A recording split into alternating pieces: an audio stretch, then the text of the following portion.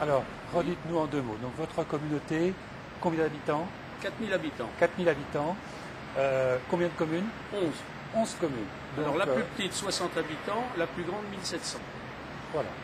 Et donc, aujourd'hui, il est question d'aller vers une gestion unifiée pour... Oui, gestion unifiée du personnel. Alors, ça veut dire, concrètement, que aussi bien la secrétaire de mairie que le cantonnier, enfin tout, et les ADSEM, enfin tout le monde, est mutualisé, c'est-à-dire que c'est la communauté de communes qui fait la fiche de paye, qui met à disposition. Alors, il faut qu'on dise un peu comment ça fonctionne. C'est pas toutes les secrétaires de mairie restent en poste sur leur mairie, de façon à avoir le service de proximité auquel ont droit la population. Mais en contrepartie, ces personnes sont toutes en relation Internet pour travailler ensemble sur les mêmes logiciels. La paye, c'est une personne qui l'a fait, la gestion voirie autrement. Et donc, tout ça fonctionne fort bien. La communauté devient l'employeur. La communauté devient l'employeur et l'employé. Et c'est à partir de quand ça, monsieur le maire? Là maintenant, c'est en route pour novembre. Novembre, puisque il y a des délais administratifs qui nous ont un peu bloqués, puisqu'il fallait passer à la commission paritaire. Enfin ça retarde toujours les actes. On est long, nous, dans l'administration. Vous allez avoir combien de salariés? 50. 50? Oui. Donc vous allez installer un CTP? Je crois que oui, on y est obligé parce que ça me semble logique. Bon. Et quelles ont été les réactions des maires et des personnels à ce projet? Alors, je commencerai par le personnel. Quand on a parlé du projet, la première fois que j'ai réuni le personnel, je peux vous dire que les secrétaires de mairie, notamment, étaient tout à fait récalcitrants. C'était... elles ne se sentaient plus chez elles, parce que en fait, la mairie, c'est leur possession, c'est leur maison. Puis quand j'ai expliqué comment on allait mettre en place ce nouveau dispositif, ça a évolué. J'ai qu'une secrétaire qui a fait voter son conseil contre la mutualisation des services, parce qu'il faut le savoir, en campagne, le maire commande, mais la secrétaire largement, il faut dire les choses telles qu'elles sont. Et donc, comme la mutualisation des services, c'est une simple délibération de conseil qui la met en place. Ce n'est pas une compétence.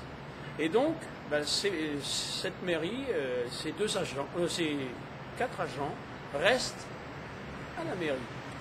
Et aujourd'hui, elle se rend compte, parce que, surtout la secrétaire de mairie, qu'elle est déconnectée de ce qui se passe, parce que les autres secrétaires se réunissent tous les mois pour mettre au point leur façon de travailler, comment on va faire ci, ça. Et ça me semble très important. Aujourd'hui, elles sont porteuses du projet. Les employés communaux, c'est pareil. J'avais des jeunes que je connais depuis fort longtemps, qui étaient embauchés dans différentes communes, qui me disaient « Oh Michel, ça va être très compliqué, il va nous falloir quelqu'un au-dessus qui nous gère. » Je dis « Attendez, on a notre système, il fonctionne. On reste, je vous remets à disposition des maires. C'est pas, on ne va pas faire une machinerie, c'est quelque chose de relativement simple. » Après, j'ai eu les élus étaient convaincus par quelques-uns qu'il a fallu dépouiller le principe. Mais on n'a pas eu vraiment de difficultés là-dessus. D'accord. Et les maires? Les maires, je vous dis, on n'a pas eu.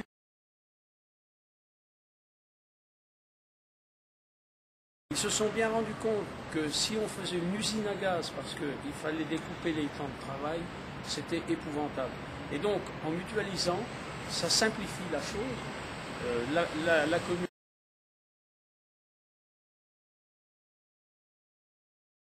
de l'agent à la communauté, qui nous, on fait la feuille de paye.